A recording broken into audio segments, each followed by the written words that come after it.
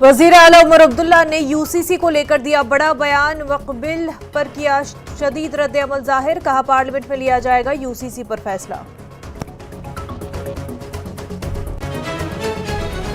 कश्मीर के मुख्तलिफ मकामात पर एनआईए के छापे। बडगाम, हैदरपुरा, शाहनवाज कॉलोनी पुलिस के छावनी में तब्दील, बड़े पैमाने पर अमल में लाई जा रही कार्रवाई। इंतखाबात मजहब नहीं, इंसानियत और जमहूरियत का जश्न है। महराज मलिक का बड़ा बयान। केजरीवाल की कामयाबी अवाम के एतमाद का नतीजा। महराज मलिक ने असदुद्दीन ओवैसी पर की तनकीद।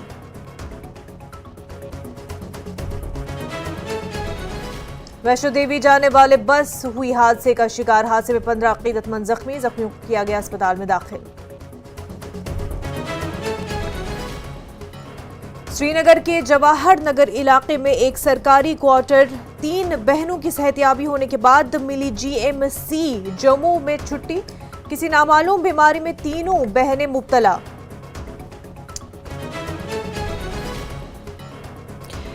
राजदान टॉप पर बर्फानी तूफान की वजह से ट्रैफिक बहाल करने में रुकावट। 33 केवी बांडीपुरा गुरेज तरसीली लाइन को पहुंचा नुकसान।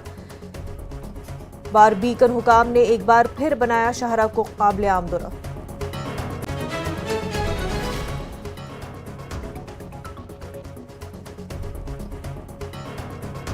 बर्फानी तूफान ट्रैफिक की बहाली में बना रुकावट।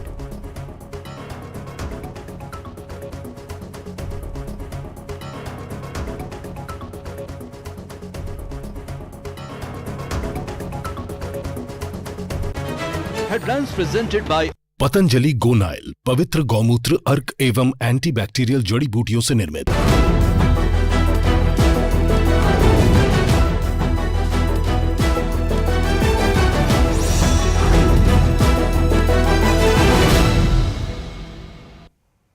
आदाब, कश्मीर न्यूज के साथ मैं हूं मुनज़्ज़ा शाह। कश्मीर के मुख्तलिफ मकामात पर आज नेशनल इन्वेस्टिगेटिंग एजेंसी एनआईए की जानिब से छापामार कार्रवाई अमल में लाई गई। उधर बडगाम में भी ये छापामार कार्रवाई अमल में लाई गई। हैदरपुरा की शाह अनवर कॉलोनी में एनआईए की टीम के साथ साथ जम्मू कश्मीर पुलिस और सीआरपीएफ भी मौजूद रहे।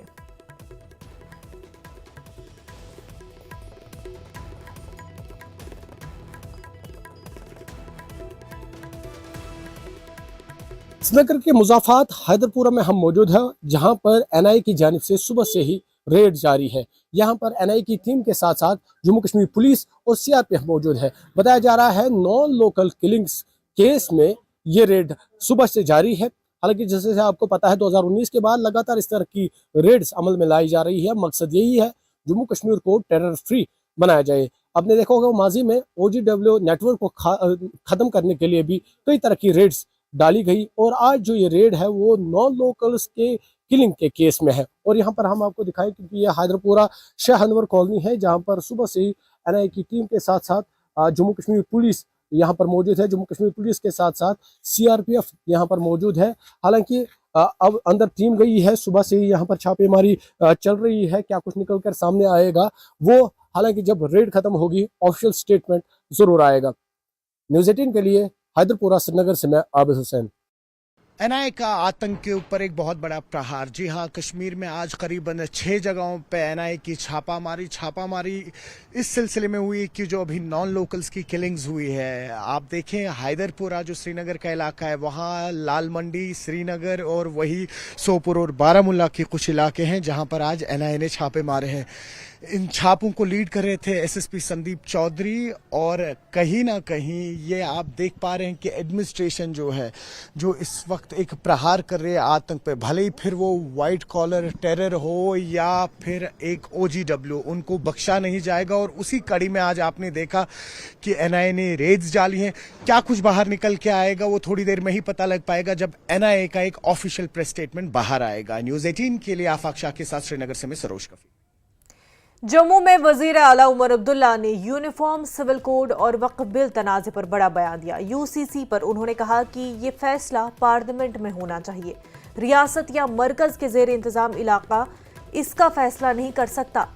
वक्फ बिल पर सीएम अब्दुल्ला ने वाजे किया कि कोई नया कानून नहीं आ रहा है, सिर्फ बातचीत चल रही है। आइए सुनते हैं उमर अब्दुल्ला ने क्या कुछ कहा।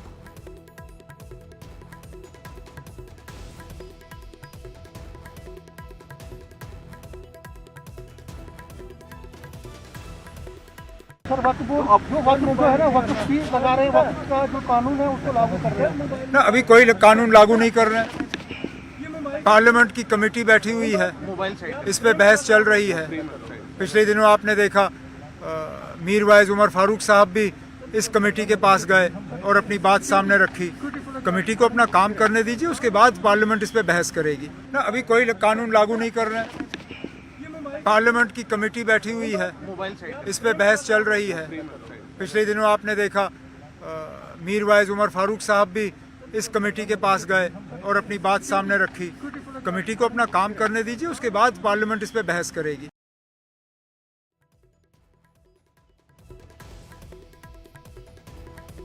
तो आपको बता दें कि सीएम उमर अब्दुल्ला ने वक्फ तनाज़े पर बयान दिया है। जम्मू कश्मीर के वज़ीर आला उमर अब्दुल्ला ने कहा कि यूसीसी के हवाले से उन्होंने बयान दिया है और वक्फ बिल यूसीसी पर यह बड़ा बयान है। जम्मू कश्मीर के वज़ीर आला उमर अब्दुल्ला ने कहा कि यूसीसी का फैसला पार्लियामेंट में होना चाहिए।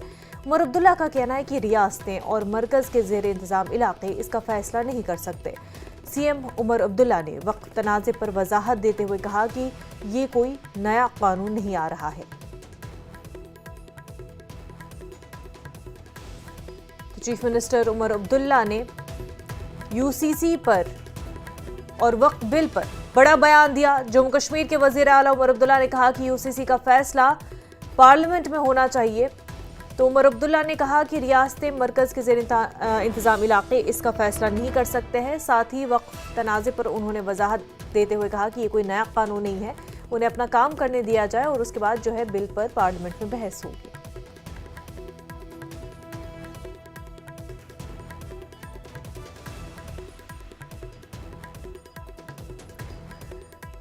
तो आपको बता दें कि जम्मू कश्मीर के चीफ मिनिस्टर ने यूसीसी और वक्फ बिल पर बयान दिया। ज़्यादा कुछ न कहते हुए उनका ये मानना है कि वक्फ बोर्ड को लेकर के जो जॉइंट कमेटी तश्कील दी गई है उन्हें अपना काम करने दिया जाए। वो एक बार अपना मुजवज़ा पेश करेंगे पार्लियामेंट में और उसके बाद उस बिल पर जो है बहस होगी। तो यूसीसी पर उन्होंने कहा कि ये मामला पार्लियामेंट में डिस्कस होना चाहिए। रियासतें या फिर यूटीज़ इसका फैसला कर ही नहीं सकते हैं और ये पूरा फैसला जो है ये पार्लियामेंट में बहस के बाद ही किया जाएगा।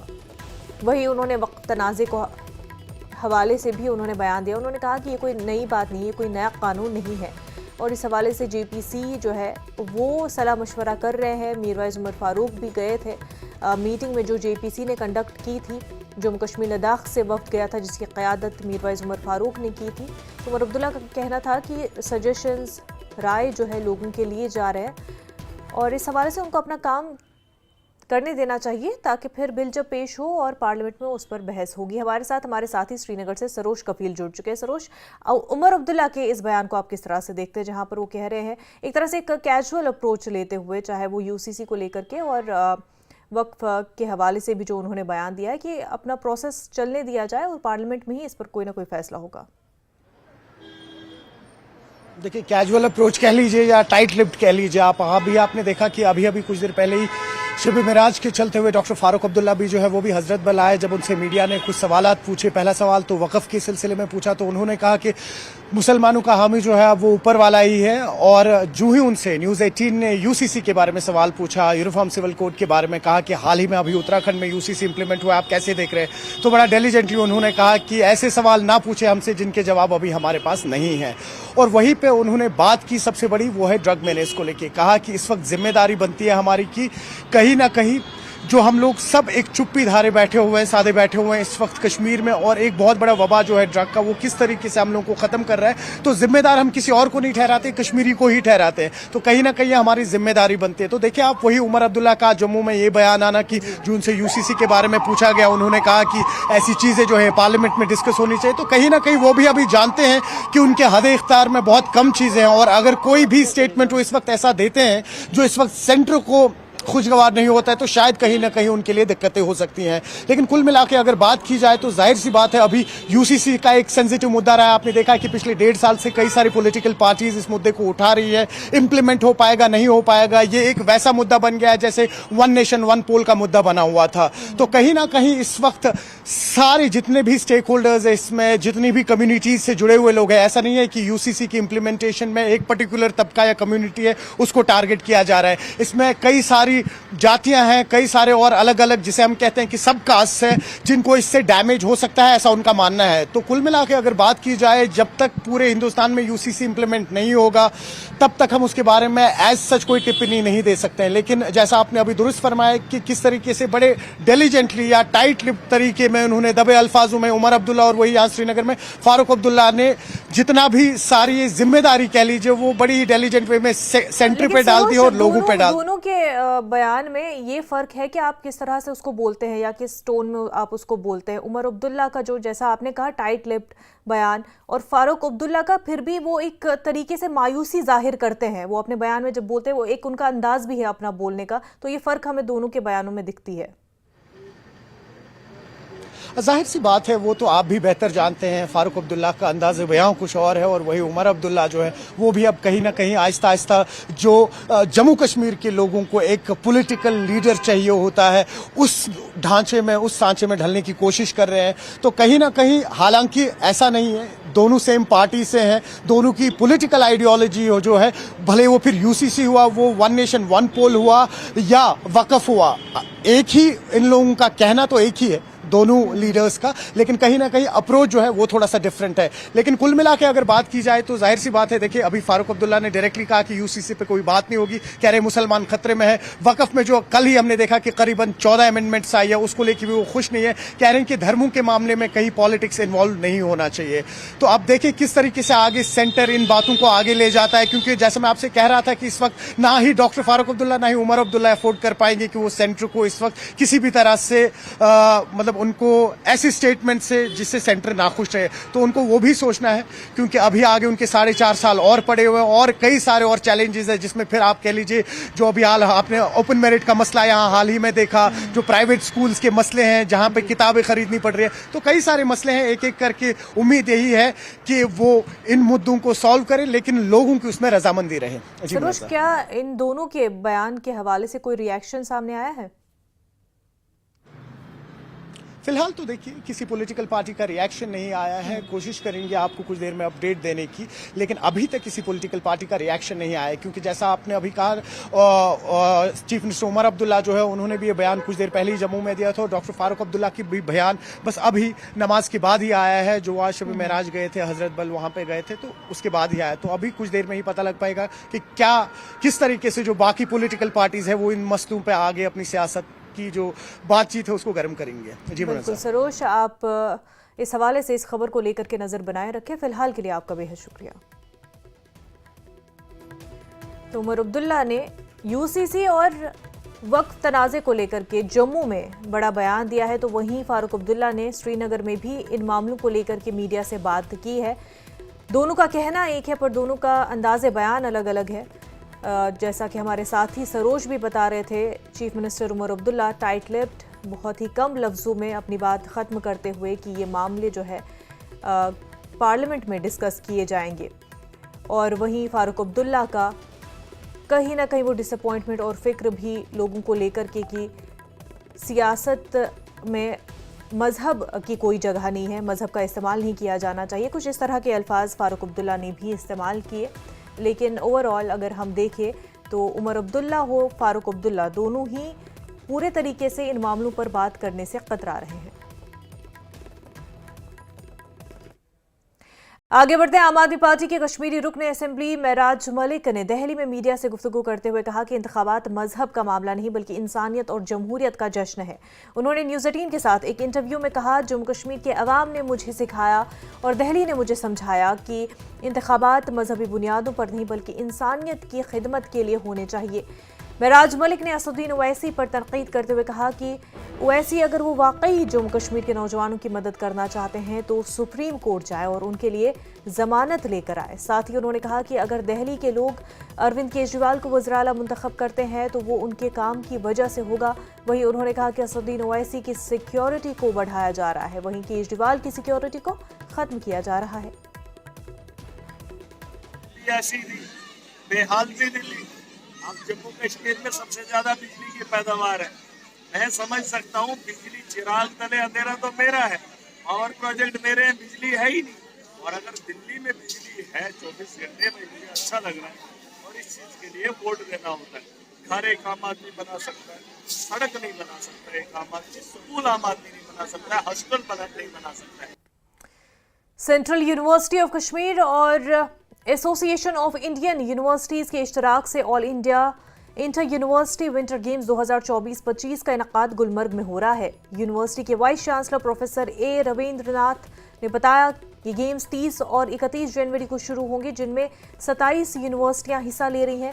वाइस चांसलर ने कहा कि इन गेम्स से सेंट्रल यूनिवर्सिटी ऑफ कश्मीर को पूरे भारत में एक मुनफरिद शनाख्त मिलेगी।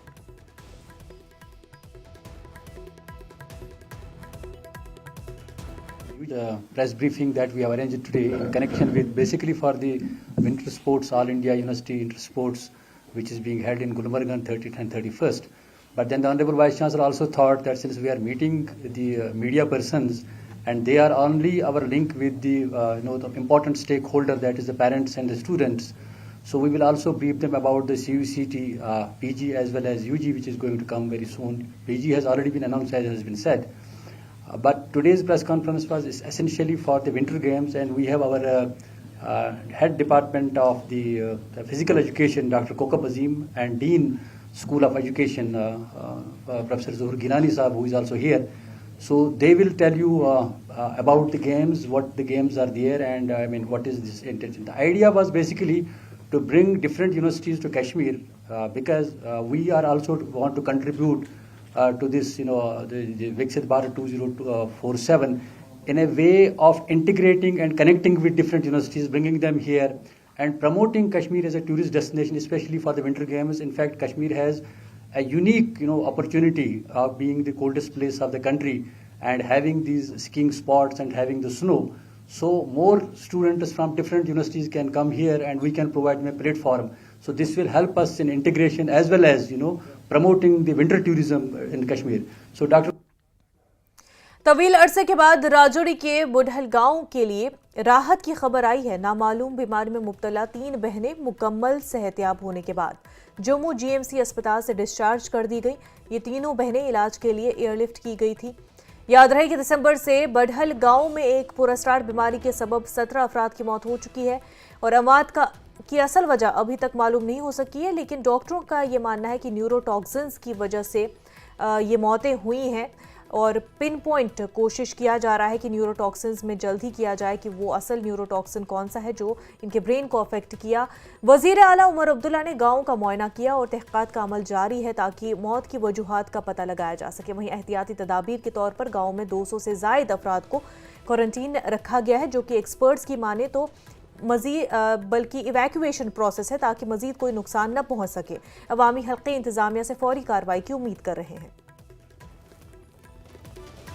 तो काफ़ी खुशी की खबर बढ़ल के हवाले से आपको बता दें, 3 बहनें जो जीएमसी जम्मू में ज़ेर इलाज थी वो मुकम्मल तौर पर सेहतयाब हो चुकी हैं। तो ट्रीटमेंट के लिहाज से अगर हम बात करें, डॉक्टरों की कोशिशें रंग लाई हैं और जो लाइन ऑफ ट्रीटमेंट अपनाया गया है न्यूरोटॉक्सिन्स को लेकर के ख़ास तौर से, वो काम में आ गया है और जो पेशेंट्स का इलाज चल रहा था उनमें से 3 बहनें आपको बताया जो जीएमसी में जिनका इलाज चल रहा था वो मुकम्मल तौर पर सेहतयाब हो चुकी हैं।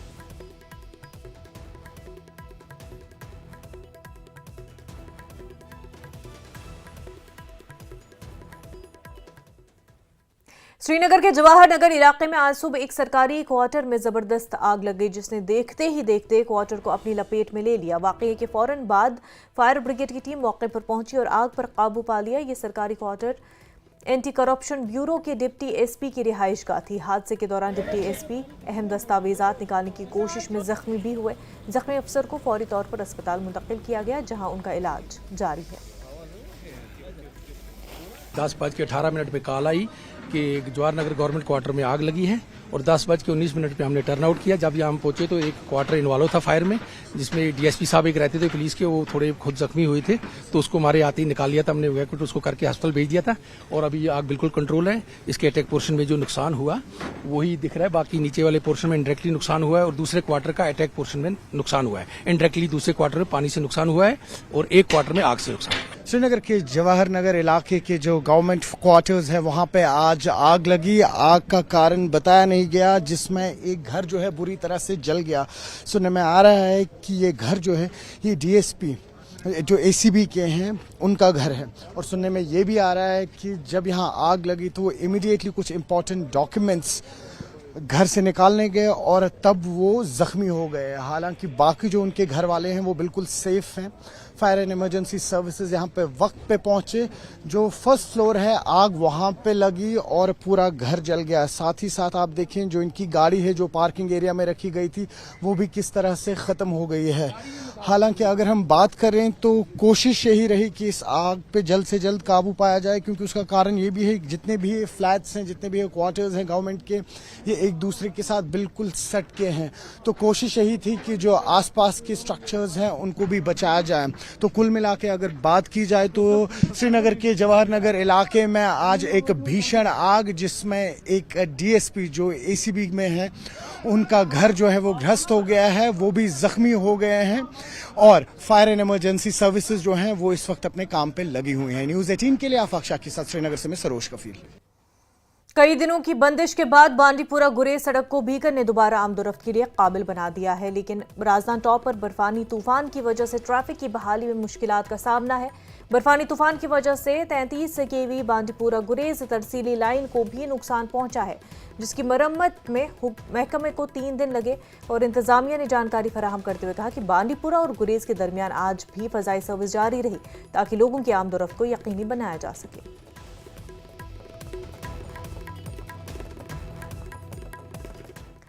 प्राइवेट स्कूलों की जानिब से अज खुद पहली जमात से 5वीं जमात तक सिलेबस बदलने का तनाज़ा ताहाल हल तलब है और महकमे तालीम ने मसला सुलझाने के लिए कई कमेटियां तश्कील भी दी, लेकिन ज़मीनी सतह पर इन स्कूलों के खिलाफ कोई अमली इक़दाम नहीं किया जा रहा है जो अपनी मनमानियां जारी रखे हुए हैं। उधर वज़ीर तालीम सकीना ईतो ने इस मामले पर कहा कि प्राइवेट तालीमी इदारों को सरकारी हुक्मनामे पर अमल करना होगा। उन्होंने वाज़ेह किया कि किसी को भी मनमानी करने की इजाजत नहीं दी जाएगी और जल्द ही सख्त इक़दाम किए जाएंगे।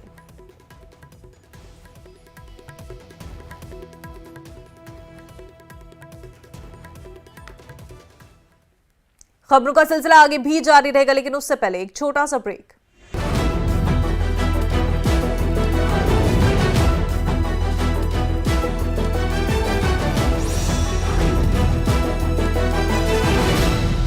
इनको आयुर्वेद। हिमाचल में भांग की खेती की मंजूरी पर सरकार विपक्ष आमने सामने। भांग की खेती की मंशा को लेकर उठे सवाल पर बोले सीएम के प्रमुख मीडिया सलाहकार, भांग को होगा औद्योगिक और औषधि उपयोग। शिमला पुलिस ने ऑनलाइन नशा तस्करी नेटवर्क का किया भंडाफोड़। गिरोह के सरगना संदीप शाह समेत 11 तस्करों को किया गिरफ्तार। केंद्रीय स्वास्थ्य मंत्री और बीजेपी के राष्ट्रीय अध्यक्ष जेपी नड्डा का हिमाचल दौरा। परिवार के साथ लगाई श्री नैना देवी के दरबार में हाजिरी। देहरा के राजकीय वरिष्ठ माध्यमिक पाठशाला गरली में 2 दिवसीय जिला स्तरीय बाल मेले का किया गया आयोजन। मेले में कांगड़ा के 23 ब्लॉकों से करीब 1250 बच्चों ने लिया हिस्सा। मंडी नगर निगम को आई घंटा घर की याद। शिवरात्रि से पहले ठीक की जाएंगी घड़ियां। प्राचीन घंटा घर की घड़ियों के बदले जाएंगे बुर्जे। चंबा के होटल नेचर वैली में 31 दिसंबर की रात को होटल मैनेजर की मौत मामले में पीड़ित परिवार ने निकाला शांति मार्च। पीड़ित परिवार ने पुलिस की कार्यप्रणाली पर उठाए सवाल। जम्मू कश्मीर में आतंकवाद से जुड़े मामले में एनआईए की छापेमारी। श्रीनगर, बारामूला, बडगाम और सोपोर में कई जगहों पर एजेंसी के छापे। बड़े दिनों के बाद राजौरी के लिए राहत की खबर। स्वस्थ होने के बाद 3 बहनों को जम्मू के जीएमसी से मिली छुट्टी। अज्ञात बीमारी से थी पीड़ित। सत्ता के प्रभाव से विपक्ष के वार तक समझेंगे राजनीति का हर दांव पेच।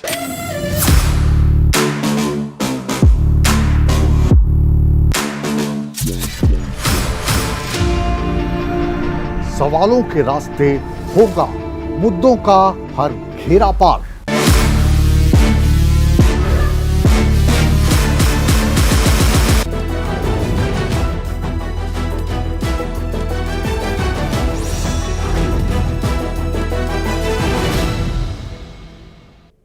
ब्रेक के बाद आपका खैर मकदम। दुनिया भर की तरह पुंछ में भी शब मेराज का मुक़द्दस त्यौहार अक़ीदत व एहतराम के साथ मनाया गया।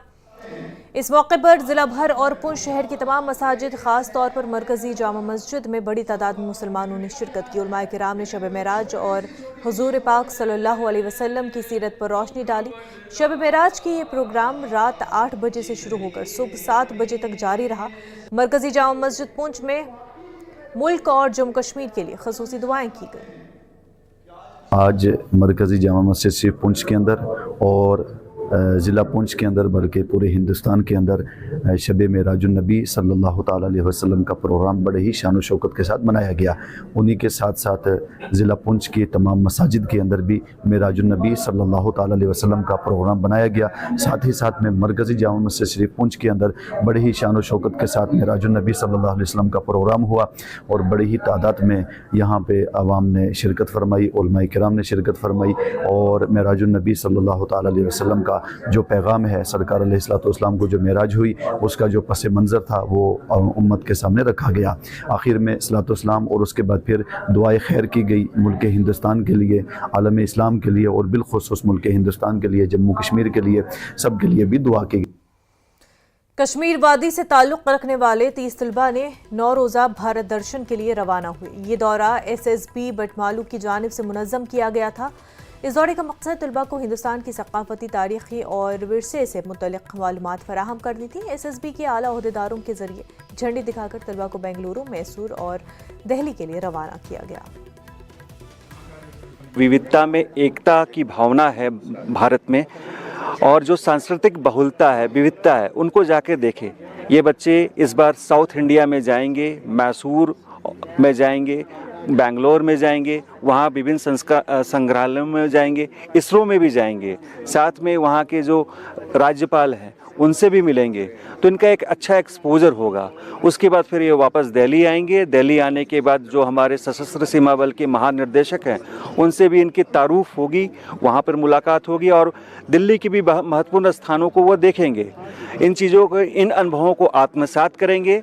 आत्मसात करने के बाद फिर यहाँ हम एक क्लोजिंग भी रखेंगे ताकि ये समाज में जाए और समाज में बताएं कि भारत का कश्मीर एक अहम अंग है, महत्वपूर्ण अंग है और हम दुनिया को कैसे देखते हैं। जितना ज़्यादा अनुभव होगा उतना ही बेहतर इनका भविष्य सुधरेगा। साउथ इंडिया के कल्चर देखने, रहने सहने का तरीका और कुछ खसूसियात जगहों पे जाना है, जैसे टीपू सुल्तान। आज तक तो सिर्फ किताबों में पढ़ा था, लेकिन आज देखने भी जाना है। जैसे हमें मौका मिला, हम 20-30 बच्चे को, वैसे ही अगली बार और 30 बच्चों को मौका मिलेगा। ऐसे एक्सप्लोर होगा इंडिया। SSB 10 बटालियन के जिन्होंने हमें ये मौका दिया है, क्योंकि इससे पहले तो हमने किताबों में ही पढ़ा था इस बारे में, तो आज हम अपनी आंखों से भी देखना चाहते हैं कि क्या है, क्या साउथ साइड भी देखना चाहते हैं कि वहाँ का रहना, क्या खाना पीना कैसा है। जो आज तक हमने किताबों में पढ़ा था वो आज हम देखेंगे कि कैसा है कि रहना, सब कुछ। तो हम शुक्रगुजार हैं SSB 10 बटालियन के।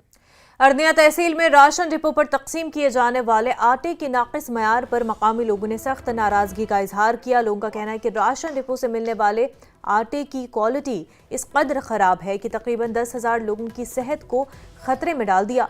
मकामी अफराद ने मुतल्लिक़ा महकमे के वज़ीर से अपील की है कि फौरी तौर पर इस ठेकेदार का टेंडर मनसूख किया जाए जो नाकिस मयार का आटा सप्लाई कर रहा है और लोगों की जिंदगियों के साथ खेल रहा है। इस वक्त हम अरनिया तहसील में राशन डिपो पर हैं। जो अरनिया तहसील में इस वक्त आटा जो सप्लाई किया जा रहा है वो बिल्कुल भी खाने योग्य नहीं है। आपने देखा ये आटा जो था वो किस तरह का है, देखने में तो सफ़ेद लग रहा है, पर जब उसको हाथ में पकड़ा वो एकदम से खुरदरा था और ऐसा लग रहा था जैसे आपने हाथ में मिट्टी या रेत पकड़ ली हो, उस तरह का वो आटा था। और आटे के बाद हाथ सफ़ेद होते हैं, पर इस आटे को जब हाथ से छोड़ा तो हाथ का जो रंग था वो काला हो गया। गवर्नमेंट से कहूँगा FSSAI को भी कि आप भी जब ये किसी को लाइसेंस देते हैं तो उसको बाद में आपने चेक करना चाहिए कि जो लोगों को वो खाद्य पदार्थ सप्लाई कर रही है कि क्या वो खाने योग्य है कि नहीं है, उसकी पैकिंग कैसे जा रही है कैसे नहीं है, ये आप सारा देख सकते हैं इसके ऊपर। तो इस तरह का ये दिया जा रहा है कि आप देख सकते हैं कि दुर्गा फ्लोर मिल जो सिडको वीरपुर इंडस्ट्री कम्प्लेक्स बड़ी ब्राह्मणा में है, तो ये वहाँ से आटा सप्लाई हो रहा है। तो इस तरह का आटा जब उसने लिखा ऊपर कि ये 8 जनवरी से, तो 8 जनवरी से अगर आज आप देखो 27 है तो 20 दिन भी नहीं हुए हैं, तो 20 दिन के अंदर ही आटे की ये हाल है, तो क्या ये खाने योग्य है कि नहीं है। वक्त हो गया एक छोटे से ब्रेक का, जल्द होंगे हाजिर।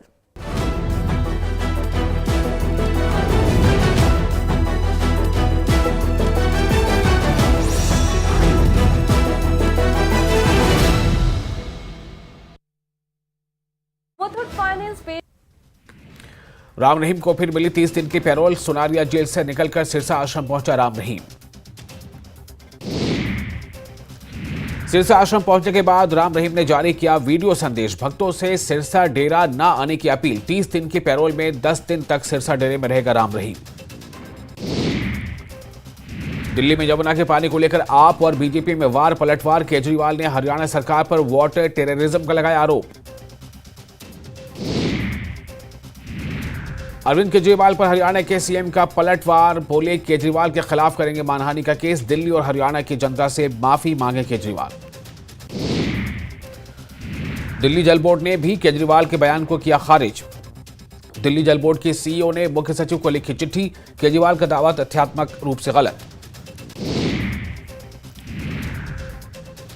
यमुना नदी पर केजरीवाल के बयान पर हरियाणा की मंत्री श्रुति चौधरी ने कहा, ऐसे बयान सुनने के बाद ऐसे नेता को लोगों को हटा देना चाहिए।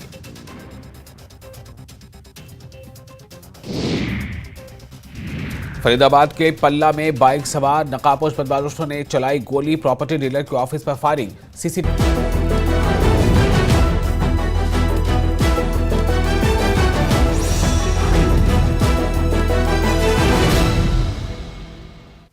ब्रेक के बाद आपका खैर मकदम। आरएसपुरा के चटमल इलाके में चोरों ने रात देर गए एक मोबाइल दुकान में चोरी की वारदात अंजाम दी।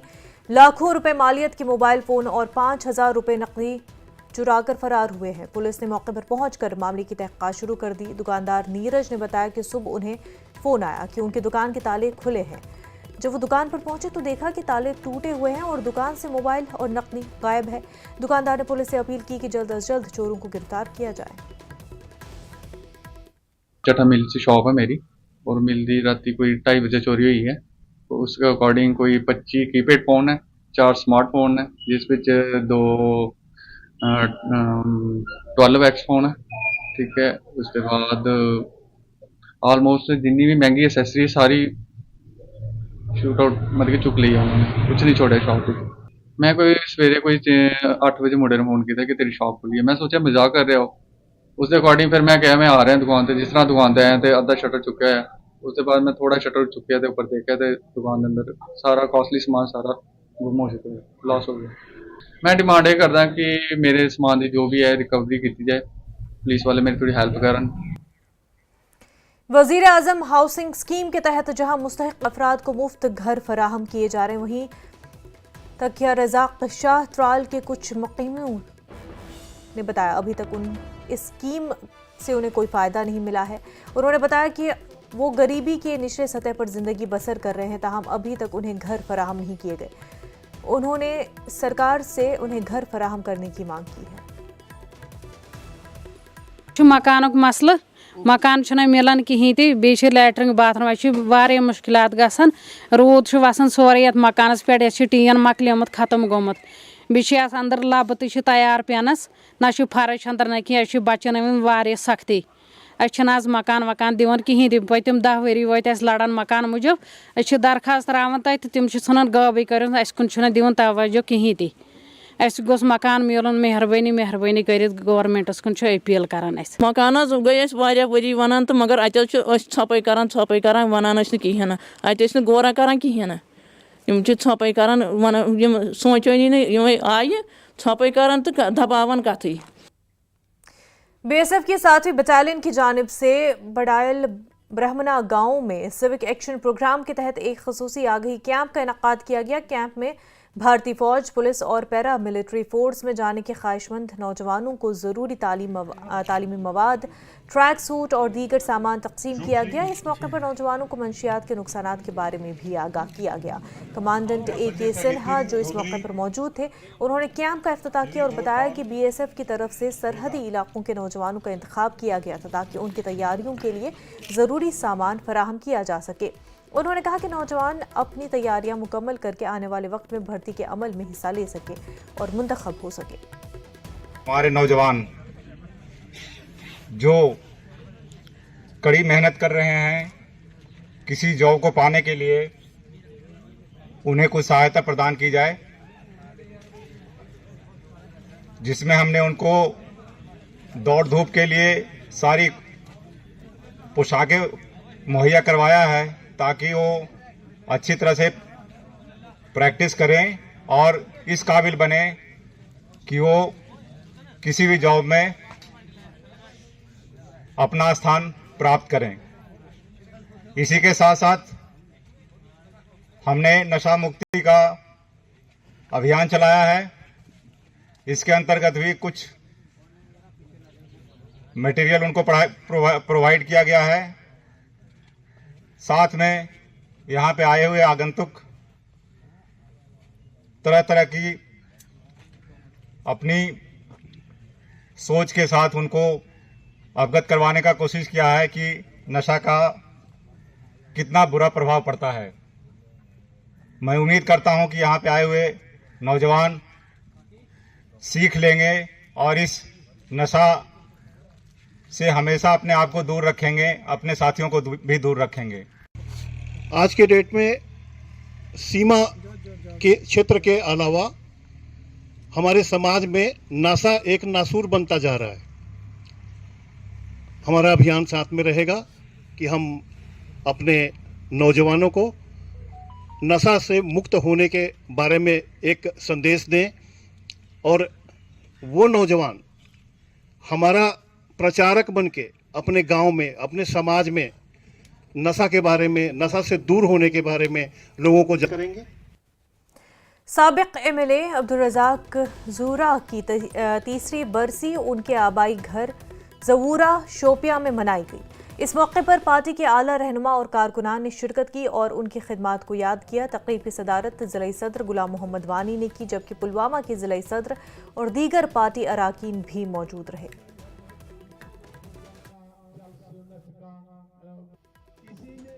This election was all versus PDP. जहाँ तक चाहे नेशनल कॉन्फ्रेंस है, कांग्रेस है, CPIM है, सरकार है, BJP के 2-4 टीम्स हैं, सबका जो मोर्चा था वो PDP के खिलाफ था। लोग खुद ब खुद इस वक्त वाकफ है कि जो वादे इन्होंने बिफोर इलेक्शंस किए हैं, 12 महीने के लिए गैस फ्री, ये जो इन्होंने नारा दिया कि बिजली फ्री, उन्होंने कहा दूसरे ही पॉइंट पर उन्होंने कहा 370 की वापसी, 35 की वापसी, जिस पर उन्होंने वोट लिए हैं। आज उमर अब्दुल्ला साहब, मैंने खुद सुना है कि उसने मोदी जी के खिदमत में, उसके हाजिरी में ये कहा कि दिल्ली की दूरी ख़त्म हो गई है। अब ये UT बनने से तो दूरी तो ख़त्म हो गई इस वक्त। इसका मतलब है कि हम इस वक्त दिल्ली में हैं। वक्त हो गया एक छोटे से ब्रेक का, जल्द होंगे हाजिर।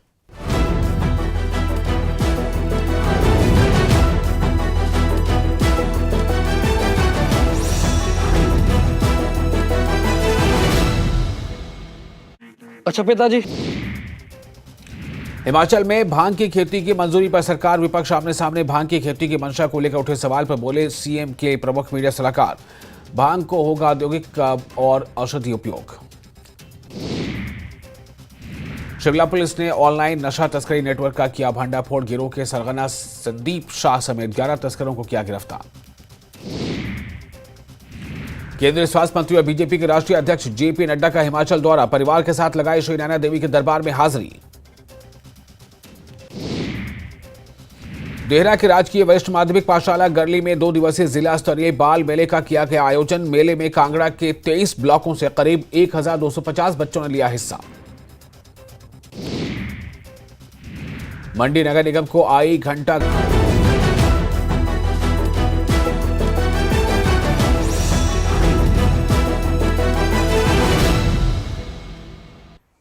ब्रेक के बाद आपका खैर मकदम। डोडा के खिलानी इलाके के दुर्गा नगर गांव में हुबल वतनी और इत्तेहाद की एक शानदार मिसाल कायम की गई, जहां गांव वालों ने 80 फुट बुलंद कौमी तिरंगा परचम लहराया। ये पहल शहीद हेड कांस्टेबल संजीवन सिंह कोटच के खानदान की जानिब से की गई। उन्होंने त्राल कश्मीर में दहशतगर्दों के साथ एक मुकाबले में अपनी जान कुर्बान की थी। तकरीब में गांव के अफराद और deputy commissioner Harvinder Singh, IAS और DSP हेडक्वार्टर्स अजय आनंद ने भी शिरकत करके शहीद को खराज अकीदत पेश किया। आज का दिन मेरे लिए, हमारे लिए बहुत प्राउड का मोमेंट है। जैसे कि 27 जनवरी 2015 को एक अटैक हुआ था मिलिटेंट्स का, उसमें वो भी शामिल हुए थे और उसके दौरान उन्होंने मिलिटेंट्स को देर भी किया था। तो वो हमारे लिए बहुत प्राउड की मोमेंट है और वही सब करते करते उन्हें गोली लग गई और वो वीर गति को प्राप्त हो गए। पुलिस फोर्स ज्वाइन करी जून 2004 में। उसके बाद उन्होंने वहाँ पे एक कमांडो का कोर्स किया, जिसके बाद वो SOG में ज्वाइन किया उन्होंने। हमने सब ने अपनी जेब से एक एक रुपया इकट्ठा करके 2 सालों का ये हमारी मेहनत है, तो हमने इस फ्लैग को एक साथ खड़ा किया। कुछ इसमें हमारे दोस्त यार भी हैं, कुछ टीचर स्टाफ भी हैं, बहुत लोगों ने हमारा यहाँ पर सहयोग किया है। जिस तरह से हमारे यहाँ के लोगों ने एक एग्जाम्पल सेट की, मैं कहूँगा एक बहुत अच्छा एक मैसेज आता है और इसमें एक एश्योरेंस देना चाहता हूँ कि एडमिनिस्ट्रेशन यहाँ के लोगों के साथ है। पुंछ में सिख योद्धा बाबा दीप सिंह जी का यौम पैदाइश बड़े अकीदत और एहतराम के साथ मनाया गया। इस मौके पर गुरुद्वारा सिंह सभा में एक शानदार प्रोग्राम का इनेकाद किया गया, जिसमें बड़ी तादाद में सिख संगत ने शिरकत की। इस मौके पर गुरुद्वारे में कीर्तन दरबार सजाया गया, जहां रागी जत्थू ने गुरबानी पर मबनी शब्द गाए। ये उस अमृत दात दी ताकत सी, उस गुरबानी दा जो इन्हां ते रंग चढ़िया होया सी। 75 साल ਦੀ ਉਮਰ ਦੇ ਵਿੱਚ ਇਹਨਾਂ ਨੇ 18 ਸੇਰ ਦਾ ਖੰਡਾ ਚੁੱਕਿਆ ਅਤੇ ਭਰ ਜਵਾਨੀ ਦੇ ਵਿੱਚ ਇਹਨਾਂ ਨੇ ਗੁਰੂ ਗ੍ਰੰਥ ਸਾਹਿਬ ਜੀ ਦੇ 4 ਸੂਪ ਇੱਕ ਅਰਬੀ ਦੇ ਵਿੱਚ ਲਿਖ ਕੇ ਅਤੇ 10-11 ਸਾਲ ਸਿੱਖ ਕੌਮ ਦੀ ਸੇਵਾ ਕੀਤੀ ਹੈ। ਉੱਥੇ ਭਾਈ ਇੰਦਰਜੀਤ ਸਿੰਘ ਜੀ ਸੋਨੂ ਗੋਲਡਸਮਿਥ ਵਾਲਿਆਂ ਨੂੰ ਵੀ ਮੈਂ ਵਧਾਈ ਦਿੰਦਾ ਹਾਂ। ਉਹ ਹਰ ਸਾਲ ਡਿਸਟ੍ਰਿਕਟ ਗੁਰਦੁਆਰਾ ਪ੍ਰਬੰਧਕ ਕਮੇਟੀ ਦੇ ਸਹਿਯੋਗ ਦੇ ਨਾਲ ਇਹ ਜੋ ਪ੍ਰੋਗਰਾਮ ਲਿਖਦੇ ਨੇ ਬਾਬਾ ਜੀ ਦਾ ਜਨਮ ਦਿਹਾੜਾ। पुंछ में अखिल भारतीय विद्यार्थी परिषद की जानिब से एक प्रेस कॉन्फ्रेंस का इनेकाद किया गया। प्रेस कॉन्फ्रेंस की सदारत जिला इंचार्ज कनुबाली ने की। इस प्रेस कॉन्फ्रेंस में ABVP के अरकान ने PDP लीडर इल्तिजा मुफ्ती और दीगर सियासी रहनुमाओं पर तनकीद की। तो जो हमने अगर इन जैसे पॉलिटिकल लीडर को लगता है कि जम्मू कश्मीर में तिरंगा उठाना एक गलत काम है, तो मुझे लगता है कि ऐसा गलत काम हमें बार बार करना चाहिए और 1000 बार करना चाहिए। ऐसा गलत काम करने का हम शौक रखते हैं। NC सदर डॉक्टर फारूक अब्दुल्ला का कहना है कि मुसलमानों के खिलाफ साजिशें की जा रही हैं, लेकिन खुदा वक्फ को बचाएगा। उन्होंने उत्तराखंड में UCC के निफाज पर तबसरा करने से साफ इनकार कर दिया। डॉक्टर फारूक अब्दुल्ला ने शब मेराज की इज्तिमाई नमाज में शिरकत के बाद दरगाह हजरत बल में मीडिया से गुफ्तगू की। डॉक्टर फारूक अब्दुल्ला ने कहा कि महाराजा ने जम्मू कश्मीर के लोगों के मफादात के तहफ़्फ़ुज़ के लिए आर्टिकल 370 लाया था। उन्होंने कहा कि हमारी उम्मीदें अब भी जिंदा है। जम्मू कश्मीर की रियासती हैसियत एक दिन बहाल हो जाएगी। उन्होंने कहा कि नौजवानों का मंशियात की लत में मुलविस होना तशवीशनाक है और आवाम को इस बढ़ती हुई लानत के खिलाफ उठ खड़ा होना होगा। सबसे बड़ी दुआ ये है कि अल्लाह ताला यहाँ अमन रखे, यहाँ लोगों को बरकतें भेजे, लोगों को ईमान पे रखे, उनको सही मुसलमान बनाए, झूठ, फरेब, बदमाशी, शराब, इन सब चीजों से दूर रखे और इस वतन को आगे चलाए। कि मुझे वो चीजें मत पूछिए जिसका मैं जवाब नहीं दे सकता। सारी खुद बोर्ड पैगाम छो कि सही मुसलमान बनियो, ईमान थयु, खुदा इस पर थयु भरोसा, बे थयु सब्र, बर्दाश्त, बे मंगू खुदायस तो परवरदिगार सी गुनाहगार सानन गुनाहन कर अफू। मुसलमान चार तरफ मुसीबत मं परवरदिगार इसकर रहम सानन गुनाहन कर अफू बे मना बताइए वो, क्योंकि हमारी हालत इसलिए खराब है क्योंकि हम अल्लाह से बहुत दूर हैं। हम मुसलमान नाम के हैं, अमल के मुसलमान नहीं हैं। जिस दिन हमारी अमल ठीक हो जाएगी और अल्लाह पे पूरा भरोसा होगा कि वही है, वही था, वही रहेगा, बाकी सारा मिट जाएगा, तो इंशाअल्लाह मुसलमान फिर से उठेंगे। देखिए, मैं आपसे कहूँगा, अल्लाह मालिक है, वही मालिक है, वही वक्त को भी बचाएगा। वक्त को कुछ भी करने का है चाहे करें, मगर अल्लाह के नाम को मिटा नहीं सकते, उसके पैगंबर के नाम को मिटा नहीं सकते। मिटाएं जो भी मिटाना होगा। आज तक वक्त गलत नहीं था। अल्लाह जो है वही सब कुछ है, उसके सिवा कुछ भी नहीं है। उसको थामिए, वही हमें इस मुश्किल से निकालेगा। देखिए, आर्टिकल 73-70 जो है वो यहाँ की हिफाजत के लिए था, यहाँ के लोगों के तशख़्ख़ुस के बारे में था। वो डोगरे हो, वो लद्दाखी हो, वो जम्मू कश्मीर के अवाम कश्मीर, वो सब के लिए था, एक के लिए नहीं था। मगर जब वो महाराजा कश्मीर ने 1927 में जो कानून लाया था, वो था कि यहाँ की नौकरियाँ जो हैं उनकी हिफाजत हो, क्योंकि यहाँ पढ़े लिखे बहुत कम थे। डर था कि बाहर से आएंगे और नौकरियों पर काबिज होंगे। वो कानून उस वक्त बना था, वही फिर 35 में आ गया था। 370 जो है वो 1949 में आया आईन में। ये आप उनसे पूछिए जो इसकी देरी कर रहे हैं। हम तो इंतज़ार कर रहे हैं, हमारा इंतज़ार रहेगा और अल्लाह से मांगेंगे कि हमारी हिफाजत कर, हमारी हिफाजत कर। नेशनल कॉन्फ्रेंस के चीफ तर्जुमान और रुकन असम्बली तनवीर सादिक ने अपोजिशन जमातों की जानिब से उमर अब्दुल्ला पर तनकीद करने पर सख्त रद्द-ए-अमल का इजहार किया। तनवीर सादिक ने कहा कि जम्मू कश्मीर के अवाम ने नेशनल कॉन्फ्रेंस को 5 साल के लिए मैंडेट दिया, इसलिए अपोजिशन जमातों का उमर अब्दुल्ला की क़यादत में हुकूमत पर तनकीद करना मुनासिब नहीं है। गारंटीज है और छप के लिए मुझे एक चीज़ सवाल आपको मैं उल्टा करूंगा, ये मैंडेट 3 महीने के लिए था या 5 साल के लिए था? 5 साल के लिए था। और 3 महीने में ये कौन डिसाइड करता है कि 3 महीने में कोई चीज़ होना चाहिए? हमने मैनिफेस्टो जो अपना मंशूर बनाया वो 5 साल के लिए बनाया, 3 महीने के लिए तो नहीं बनाया। हम ये बार बार कह रहे हैं जो हमारे वादे हैं, चाहे वो 12 गारंटीज़ हैं और 26 जो हमारे वादे हैं, वो हम पूरा करेंगे। और उसमें ये कोई ऐसे एक कमरे में बैठ के नहीं है, इसमें पूरा एक सर्वे हुआ है जो हमारे मैनिफेस्टो पे, और मैनिफेस्टो के जो मेन 2 मुद्दे थे वो हम लोगों ने पास किए हैं अपने पहले ही, चाहे वो असेंबली था या चाहे वो कैबिनेट, उमर साहब की कैबिनेट में था, चाहे वो सकीना जी ने जो हमारा सेशन चेंज किया, चाहे रिलैक्सेशन उसी पे उसने जो पीडीपी कह रही है, पूरा कंप्लीट करने से पीडीपी वालों के पास 3 मेंबर अब कुछ बचे हैं। अगर उनकी बातों में सदाकत होता तो 30 की जगह वो 30 होते। नहीं, ये घुमंड तो नहीं है, सियासत में तो ये चलता रहता है ना। चलता इसलिए क्योंकि उनके जो पॉलिसीज थी वो गलत है, हमारी पॉलिसीज गलत नहीं है। हमारी पॉलिटिकल पार्टी में बाज़ाब्ता एक मैनिफेस्टो बनता है, उस मैनिफेस्टो पे 5 साल पे काम होगा। ये सवाल आप मुझे 4.5 साल के बाद करेंगे तो शायद मैं आपको बताऊंगा हमारे बीच में क्या क्या हुआ। और दूसरी बात, ये सवाल आप एलजी साहब को कीजिए और बीजेपी को कीजिए, जिस मुंह से वो आके कहते हैं कि जिस रियासत को, इतनी अच्छी रियासत को उन्हें तोड़कर 2 हिस्से कर दिया और यूटी बना दिया। आप उनसे वो सवाल नहीं करते, लेकिन हमें अभी 1-2 महीने हो गए, आप कहते हैं आपने ये सब कुछ क्यों नहीं किया? सवाल हम मानते हैं लोगों के जो उम्मीदें हैं बहुत ज़्यादा वाबस्ता है, और वो तभी होती है जब लोगों का जनमत हमारे साथ है। इसीलिए लोग चाहते हैं कि जल्द से जल्द हो, अपना वक्त लगेगा। हम कोशिश कर रहे हैं स्टेटहुड हमें वापस मिल जाए, बाकी जो हमारे जो पेंडिंग काम है वो भी हो जाएंगे। जम्मू कश्मीर की वज़ीर सेहत सकीना ईतो ने कहा कि राजौरी के बढल इलाके में सूरत हाल मामूल पर आ रहे हैं। उन्होंने कहा कि पिछले 5 दिनों में कोई नया केस रिपोर्ट नहीं हुआ और जो अफराद बीमारी के बाद अस्पताल में दाखिल हुए थे वो भी अस्पताल से डिस्चार्ज हो चुके हैं। सकीना ईतो ने मजीद कहा कि पूरे मामले की तहकीकात की जा रही है। Sakina ईतो, health minister Jammu and Kashmir government, मैं न्यूज़ 18 से बात करने के लिए धन्यवाद। राजौरी के जो हालात हैं लगता है कि थोड़ा इम्प्रूव हो रहे हैं, क्या सिचुएशन अपडेट क्या है? आज जो पेशेंट थे एडमिटेड वो डिस्चार्ज हो गए हैं, स्टेबल है। उनका जो एट्रोपिन का इलाज जो वहाँ पे दिया गया है उससे काफ़ी वो ठीक हो गए पेशेंट। और जो शिफ्ट किए थे 352 जो है फैमिलीज़, उनमें से अब काफ़ी सारे लोग लगभग ठीक है। और यही साबित होता है कि कोई बीमारी नहीं थी, कोई इन्फ्लुएंजा नहीं था, कोई इन्फेक्शन नहीं था, कोई वायरस नहीं था।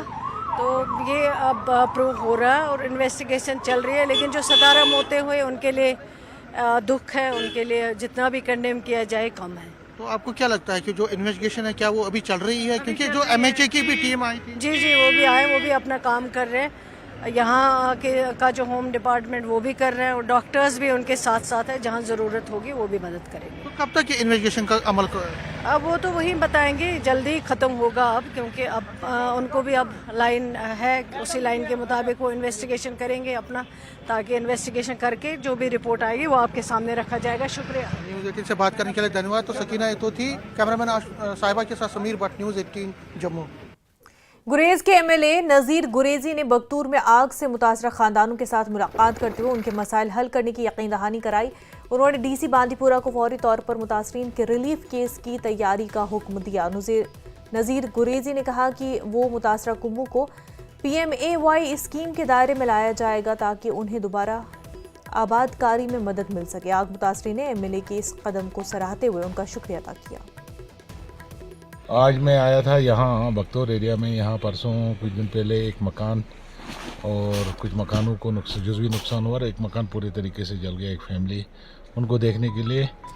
और यहाँ आने से पहले DC के साथ एक मीटिंग की मैंने, वहाँ मैंने उनको DC साहब को गुजारिश भी की और डायरेक्शन भी दे दिया कि जल्दी से जल्द इनका जो रिलीफ है वो केस तैयार करके उनको रिलीफ दिया जाए। और साथ साथ में उनको PMAY में भी एक केस मिलेगा, दोनों घरों को कोशिश करेंगे देने की। जो एक घर है वो बेचारे गरीब है, यतीम बच्चे हैं, उनका घर पूरा तबाह नहीं हुआ लेकिन नुकसान। जम्मू पुलिस ने बुशना इलाके में 13 जनवरी 2025 को पेश आने वाले कत्ल के मामले में तेजी से तफ्तीश की और 3 मुल्जिमान को गिरफ्तार कर लिया। मुतासरा शख्स की शनाख्त 17 साल अजय कुमार के तौर पर हुई। पुलिस ने फौरन मुकदमा दर्ज किया और तहक़ीक़ात का आगाज़ किया, जिसकी क़यादत SHO बुशना इंस्पेक्टर शशि चौधरी ने की और खसूसी तहक़ीक़ाती टीम ने तकनीकी तज्ज़िया और इंसानी इंटेलिजेंस के ज़रिए मुल्ज़िमान तक पहुँचने में कामयाबी हासिल की। जो मर्डर केस हुआ था 12-13 की दरमियानी रात को 12-13 जनवरी दरमियानी रात को जो मर्डर हुआ था एक माइनर लड़के का, जिसका नाम अजय कुमार सनाफ रमेश लाल बटियारी बिश्ना का रहने वाला था, मुलजिम थे। फाइनली हम उनको गिरफ्तार करने में कामयाब हुए। जिला रामबन के दूरदराज इलाके बलिहूद पंचायत को सड़क राब्ते से जोड़ने का काम 2 दहाइयों से सुस्त रफ्तारी से जारी है। बलिहूद इलाके में सड़क राब्ते को पहचाने जाने का ख्वाब शर्मिंदा ताबीर होते हुए वक्त में मकामी आबादी को महकमे की लापरवाही और ठेकेदार की मनमर्जी से काफ़ी नुकसान उठाना पड़ा। पहाड़ी इलाकों में कटाई के बाद मलबा घरों के ऊपर गिराए जाने से कई रिहायशी मकानात को नुकसान पहुंचाया गया। वहीं अवाम की ज़मीनों में खड़ी फसल, मेवादार दरख्त, पैदल रास्ते और पानी की पाइप भी इसकी जद में आने से अवाम सख्त मुश्किलात से दो चार है। कई बार मुतल्लिका हुकाम को शिकायत किए जाने के बावजूद इस काम पर तवज्जो नहीं दी जा रही। इस मामले में मकामी बाशिंदों ने आला हुकाम और ज़िला इंतज़ामिया से गुजारिश की कि बलिहूद पंचायत में हो रहे सड़क के काम का जायज़ा लिया जाए और घरों पेड़ों को हुए नुकसानात का मुआवजा फराहम किया जाए। श्री माता वैष्णो देवी श्राइन बोर्ड ने कटरा के मकामी बाशिंदों के लिए एक अहम फैसला लिया है। अब कटरा के रिहायशी आधार कार्ड दिखाकर दरबार में तरजीही बुनियादों पर दर्शन कर सकेंगे। ये सहूलत मकामी आवाम की देरना मुतालबात पर फराहम की गई ताकि वो आसानी और जल्दी से दर्शन कर सके। श्राइन बोर्ड के इस कदम को मकामी कम्युनिटी की जानिब से सराहा जा रहा है। मैं दिल की गहराइयों से बारीदार समाज की तरफ से उस कस्बा कटरा जो सराउंडिंग जो इलाका है जिनमें 41 गांव हैं 41 गांव की तरफ से मैं श्री अंशुल गर्ग जी का दिल की गहराइयों से उनका शुक्रिया अदा करता हूं कि उन्होंने हमारे 3-4 मुद्दे जो थे वो माने और उनको मुझे लगता है इम्प्लीमेंट करने की कोशिश की है। कल ही 26 जनवरी को रिपब्लिक डे वाले दिन उन्होंने पूरी पब्लिक में इन्हें अनाउंस किया। कश्मीर न्यूज में फिलहाल इतना ही, पर आप बने रहे न्यूज़ 18 के साथ। आदाब।